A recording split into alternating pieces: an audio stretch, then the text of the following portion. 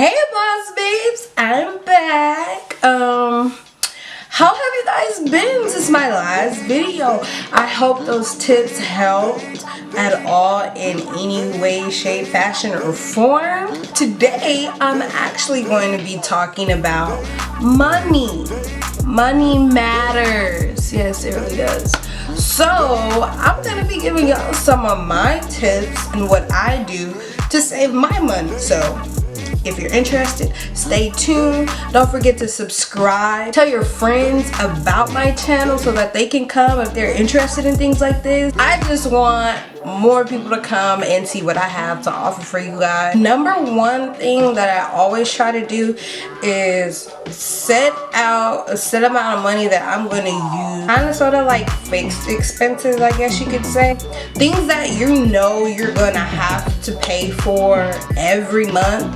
I kind of sort of try to set that money aside so that I don't have to worry about it. Another thing that I do is I prioritize. I kind of sort of make like a mental list in my head of what's a need and what's a want, because needs you're going to have to pay for. Wants are more so like you want to go shopping, which is so me all the time, but I have to remember I have things to pay for. Wants are those shopping addictions. When you want to go to the movies with friends, whenever you want to go buy anything that you don't actually need, what's at the top of your list that you need to get taken care of, and what's at the bottom of the list that can literally wait. Try to always keep a track of how much you're spending and what you're spending it on. I know on my Wells Fargo bank account, I can go on there and it'll show me a summary of like everything I've spent within the last month.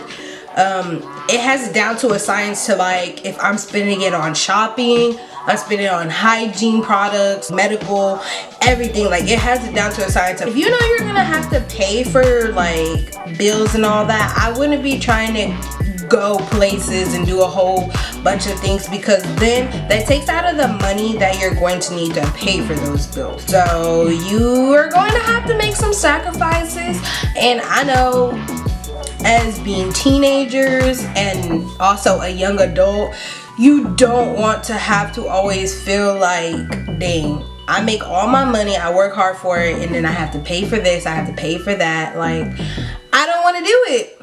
I totally understand. That's just something you have to do with growing up, taking responsibility, and becoming an adult. I try to not go on like the cheap side of things, but like if I can find something somewhere else at a lesser price, I'll go. Kind of sort of like Walmart, where if you find a better deal, they'll match it with the price. Well, that's kind of what I do in my real life. I try to go find things that basically I can compensate for the price, knowing how much money I have in my bank account, what I can and cannot spend. Because you don't want to be behind on payments. You don't want to be behind on just pretty much anything that you have to pay every month. You don't want to, because then there's those late fees. If you overdraft in your bank account, if those of you that do have bank accounts at Wells Fargo, I know whenever you overdraft, that's like $30. I think you're trustworthy enough with your own money and responsible enough, go get a credit card. Only reason why I say this is because you're going to start being able to build your credit early.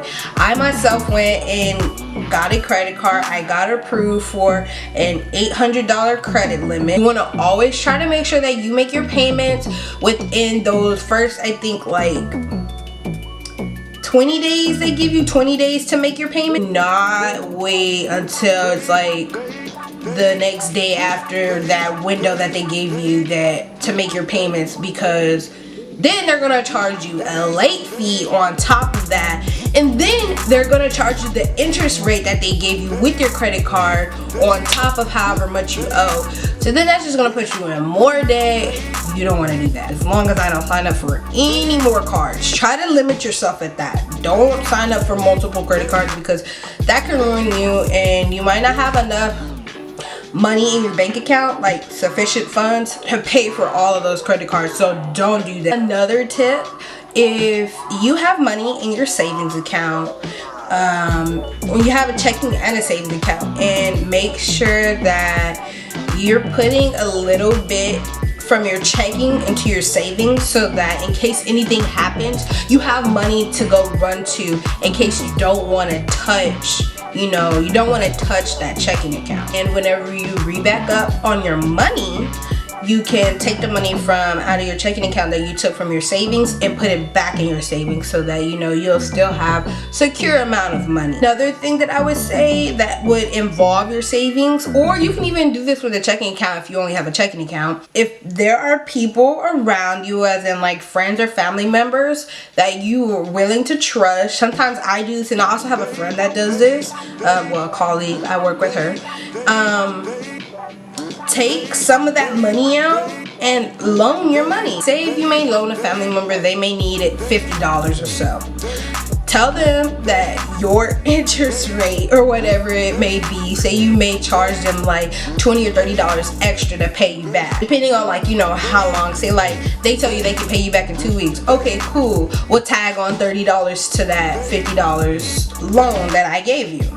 You can easily make money like that with your friends and your family members if you trust them.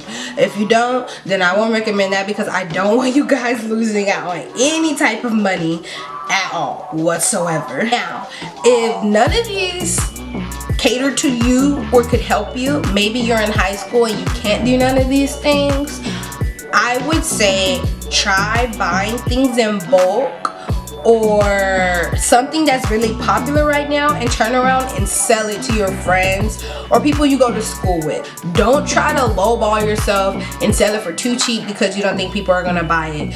Make it at a reasonable price so that you make double of what you bought it for. Have a whole nother I guess stack to sell, and I'm selling them for $3.50 each, and that's just like some extra side money that I'm making from this, because I know graduation is coming up, so people are going to be willing to want to buy those. For girls out there who want to try to make a little extra cash with other girls from the school and stuff like that within your friends, go buy a whole bunch of pretty lipsticks or makeups and stuff like that and sell them at a reasonable price so that you can make up your money and then some. Sell candy if you can. At school, I know it's illegal, but you can be the plug at school for the snacks. And me myself, when I was in middle school, I sold those chocolate bars. You can go to Walmart, you can go to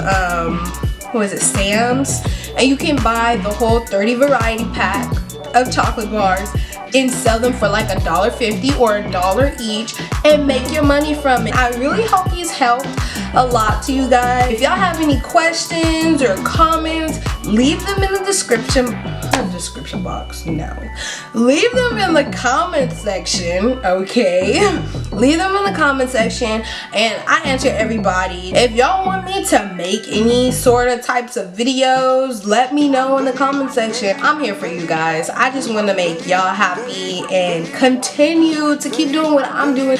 I love you guys, boss babes, and y'all stay tuned for next week. Used to call me on my cell phone late night when you need my love. Call me on my cell phone.